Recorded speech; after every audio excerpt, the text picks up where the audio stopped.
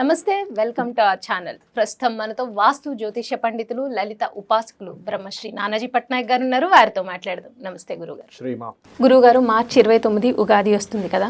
ఉగాదితో చాలా మందికి అష్టమ శని, అర్ధాష్టమ శని, ఏలినాటి శని తొలగిపోతుంది, కొంతమందికి స్టార్ట్ అవుతుంది. అలాగే చాలా గ్రహాలు వాటిక కానీ లేకపోతే గ్రహ మార్పు కానీ జరుగుతూ ఉంటుంది కదా. అటువంటి వాళ్ళు ఈ సంవత్సరం అంతా బాగుండాలి అనుకున్నప్పుడు ఏ రాశి వాళ్ళు ఏ భగవంతుని ఆరాధించాలండి ఈ సంవత్సరం మొత్తం కూడా? తప్పకుండా అమ్మా. ఫస్ట్ ఆఫ్ ఆల్ ఏంటంటే రాశి కంటే లగ్నం ప్రధానం. మెయిన్ లగ్నం తీసుకోండి. లగ్నం తెలియని వారు రాశి నుంచి చూసి 2 hours ఆఫ్ స్పామ్లో మారుతుంది. రాశి అనేది 2.5 days ఉంటుంది ఒకే దగ్గర. కాబట్టి మైన్యూట్గా వెళ్తే మనకు లగ్నం ఈజ్ మోస్ట్ అంటే ఎక్కువగా పనిచేస్తుంది మన మీద. లగ్నం అంటే జీవుడు, రాశి అంటే ఆ వ్యక్తి యొక్క మనస్సు, మానసిక స్థితి, తల్లి గురించి చెప్పేది లగ్నం, రాశి అనేది. అయితే రాశి వల్ల కూడా కొంత ఉండదు. ఆ మనిషి యొక్క మనస్తత్వం ఎట్లాగా ఏమిటి అనేటువంటిది కూడా ఉంటుంది. అయితే ఇక్కడ మనం లగ్నం గురించి కనుక తీసుకున్నట్లయితే ఫస్ట్ మేషలగ్నం వారు తీసుకుంటే వీరు ఎప్పటికీ కూడా లైఫ్ లాంగ్ వీరు ప్రార్థించవలసినటువంటిది సూర్యుడిని ఆరాధన ఎక్కువగా చేయాలి. సూర్య ఆరాధన. అందులోనే ఎవరికైనా గాయత్రి జపం కనుక వాళ్ళకి చేసుకునేటువంటి ఉంటే కనుక ఖచ్చితంగా వాళ్ళకి ఉపనయనం అయితే గాయత్రి చేసుకోవడం అన్నిటికంటే గొప్పది. అయితే ఇందులో కూడా పంచమ స్థానాధిపతి రవి అయ్యాడు కాబట్టి మనం ఇది చెప్తాం. దీంతో పాటు ఆ రవి యొక్క స్థానంలో ఇంకేదైనా గ్రహాలు ఉన్నాయి, అప్పుడు ఆ గ్రహ అధిష్టాన దేవత అంటే సింపుల్గా చెప్తానండి మీకు.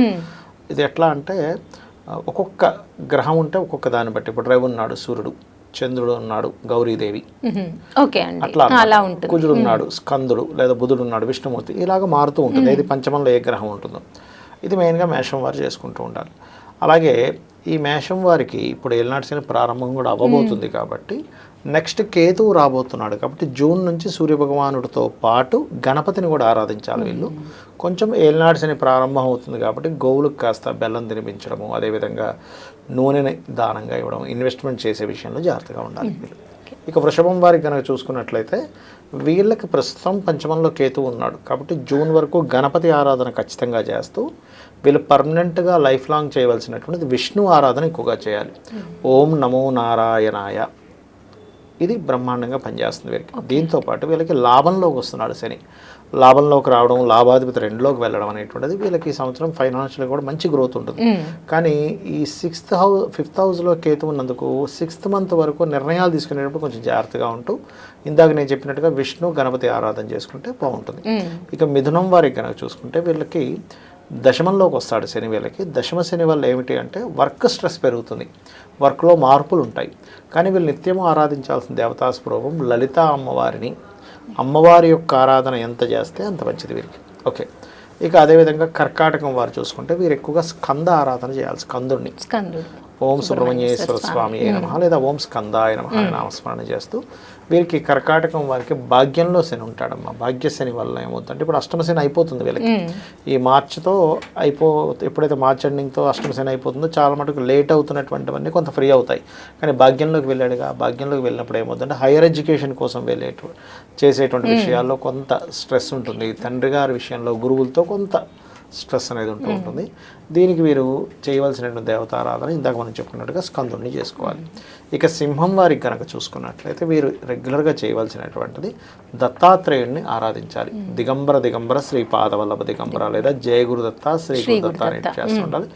వీళ్ళకి ఈ సంవత్సరం మార్చి తర్వాత ఏప్రిల్ నుంచి అష్టమ శని ప్రారంభం. అయితే ఎప్పుడు కూడా ఒక విషయం గుర్తుపెట్టుకోవాల్సింది ఏంటంటే ఏలినాటి శని, అష్టమ శని, అర్ధాష్టమ శని వచ్చిందనగానే ఏదో కొంపలు మునిగిపోతాయి, లేట్ అవుతాయి, అంతే. పనులు లేట్ అవుతాయి. ఎట్లాంటి పనులు లేట్ అవుతాయి? యాన్స్టర్స్ ప్రాపర్టీ లేదా ఏదైనా ఒక వర్క్ అనుకున్నాము, ఆ వర్క్ ముందుకు సాగకుండా ఏదో ఆటంకం పడడం, ఇట్లాంటివి అవుతూ ఉంటాయి.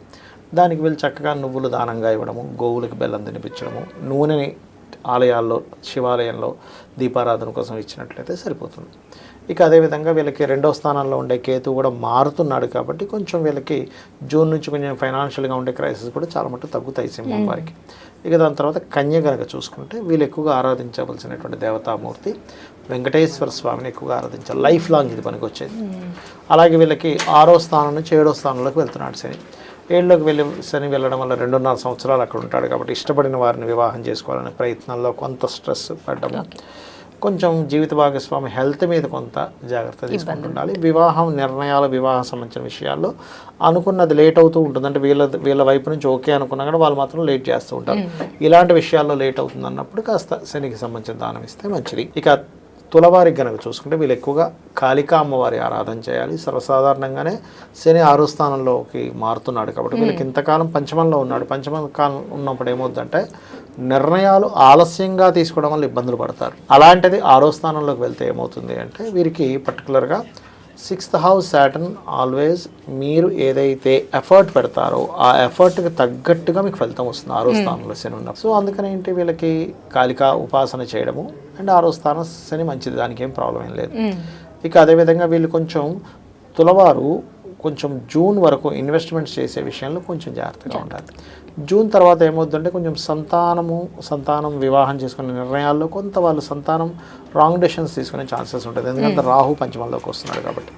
ఇక వృశ్చికం వారికి చూసుకున్నట్లయితే ఇక్కడ వీళ్ళు ఉపాసించాల్సిన దేవతా స్వరూపం దత్తాత్రేయుడిని లేదా దక్షిణామూర్తి ఆరాధన చేయడం చేస్తూ ఉండాలి. వీళ్ళకి పంచమంలోకి వెళ్తున్నాడు శని. ఇంతకాలం అర్ధాష్టమి శని ఉన్నది మారుతుంది. సో అర్ధాష్టమి శని ఎప్పుడైతే పోతుందో వీళ్ళకి కలిగేది ఏమిటంటే ఏదైనా ఒక ఆఫీస్ పెట్టుకుందాం అనుకున్నది గతంలో ఆగిపోతాం, ఇప్పుడు ముందుకు కదులుతాయి. ఏదైనా ఒక కన్స్ట్రక్షన్ రిలేటెడ్ సంబంధించింది ఏదైతే ఉంటుందో అది ఆగిపోయిన కన్స్ట్రక్షన్ ముందుకు కదలడం, లేదా హోమ్ లోన్స్ అనుకుంటున్నాం రావట్లేదు ఇప్పుడు రావడము, ఏదైనా ఒక విద్యా సంబంధించిన బ్యాక్లాగ్స్ ఉండిపోయి ఇక్కడ నుంచి క్లియర్ అవ్వడం అనేటువంటిది జరుగుతుంది. కాకపోతే వీరు కొంచెం పంచమంలో శని ఉన్నప్పుడు సంతాన సంబంధించిన విషయంలో కొంత స్ట్రెస్ ఇస్తూ ఉంటాడు. దానికి కూడా కాస్త ఈ నువ్వులు నూనె దానం ఇవ్వడం ద్వారా తొలగిపోతుంది. ఇక ధనస్సు వారికి కనుక చూసుకుంటే వీరు ఎక్కువగా నరసింహస్వామిని కానీ సుబ్రహ్మణ్యేశ్వర స్వామిని కానీ ఎక్కువగా ఆరాధించాలి. వీరు ఆరాధించాల్సింది. వీళ్ళకి అర్ధాష్టమి శని వస్తుంది. వృశ్చికం వారికి ఎలా అయిపోతుందో ధనస్సు వారికి వస్తుంది కాబట్టి వీరేంటి విదేశాల్లో ఇంటికి సంబంధించిన లోన్స్కి సంబంధించిన కన్స్ట్రక్షన్ రిలేటెడ్ సంబంధించిన విదేశాల్లో చదువుకునేటువంటి విషయాల్లో కొంత స్ట్రెస్ ఉంటుంది. ఇది తగ్గాలంటే కొంచెం హయగ్రీవ స్తోత్రం జ్ఞానానందమయం దేవం నిర్మల స్ఫటికాకృతిం ఆధారం సర్వ విద్యానాం హయగ్రీవం ఉపాస్మహే. అదేవిధంగా 10,000 ఉండే కేతు కూడా మారబోతున్నాడు కాబట్టి వీళ్ళకి కొంచెం కెరీర్ విషయంలో జూన్ తర్వాత బాగుంటుంది. అయితే వీళ్ళు నరసింహస్వామి ఆరాధన ఎంత చేసుకుంటే ధనుసు వారికి అంత బాగుంటుంది. ఇది లైఫ్ లాంగ్. ఇక మకరం వారికి కనుక చూసుకుంటే వీళ్ళకి మకరం వారికి అమ్మవారి ఉపాసన, లలితాదేవి యొక్క ఉపాసన లేదా ఓం శ్రీమాత్రే నమః అనుకోవడం మకరం వారికి బ్రహ్మాండంగా పనిచేస్తుంది. వీరికి 3లోకి మారుతున్నాడు శని, అంటే ఏలినాడు శని అయిపోతుంది. సో 3లోకి మారినప్పుడు ఏంటంటే పట్టుదల, ధైర్యము, కృషి పెరుగుతాయి, దానివల్ల లాభాలు ఉంటాయి. ఇక కుంభం వారికి కనుక తీసుకున్నట్లయితే పర్టికులర్గా కుంభం వారికి పంచమ స్థానాధిపతి బుధుడవుతాడు కాబట్టి విష్ణువుని ఆరాధించడము మంచిది వీళ్ళకి. అయితే వీళ్ళకి జన్మరాశి నుంచి శని 2వ స్థానంలోకి వెళ్ళాడు, అంటే ఫైనాన్స్ స్థానంలో వెళ్ళి కూర్చున్నాడు.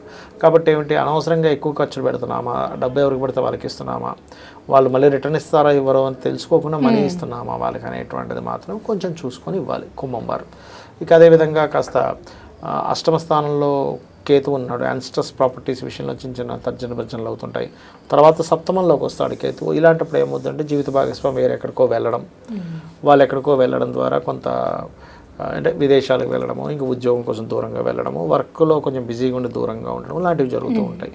అలాంటివి సందర్భాల్లో మనకి పాజిటివ్గా జరుగుతాయి ఓకే, కానీ నెగిటివ్ జరగకుండా ఉండాలంటే గణపతిని దుర్గని ఎక్కువ ఆరాధించాలి వీరు నారాయణుడితో పాటు. ఇక ఆఖరిగా మీనలగ్నం వారికి కనుక చూసుకున్నట్లయితే వీరు ఎక్కువగా గౌరీదేవి యొక్క ఆరాధన చేయాలి. అదేవిధంగా వీరికి జన్మంలోనే రాశిలోనే శని సంచారం జరుగుతుంది కాబట్టి కాస్త బద్ధకం పెరుగుతూ ఉంటుంది. ఏలినాడు శని, అర్ధాష్టమి శని, అష్టమి శని ఎవరికి వచ్చినా కాస్త బద్ధకము, పోస్ట్ పోన్ చేయడము, సర్లే ఏం కాదు నెగ్లిజెన్సీస్ పెరుగుతూ ఉంటాయి. వీటిని గనక మనం అధిగమించి మధ్యాహ్నం పూట ఎక్కువగా నిద్రపోకుండా మీరు ఎవరైతే నిత్య దీపారాధన, నిత్యము ఆలయాలకు వెళ్ళడము, చండీ పారాయణం అలాంటి వాటిల్లో వెళ్ళి అక్కడ పార్టిసిపేట్ చేయడము, అదేవిధంగా గోవులకి బెల్లం తినిపించడం ఎవరైతే చేస్తారో ఖచ్చితంగా వాళ్ళకి ఈ శని ప్రభావం చాలా పాజిటివ్గా ఉంటుంది. రైట్ గురుగారు, నిజంగా రైట్ గురుగారు, నిజంగా ఉగాది సంవత్సర ఫలితాలు ప్రతి ఒక్క రాశికి కూడా అందరికీ హోప్ ఉంటుంది బాగుండాలి అని. ఏ దేవీ దేవత ఆరాధన చెయ్యాలి అనేది చాలా చక్కగా వివరించారండి. ధన్యవాదాలండి. శ్రీమాత్రే నమః.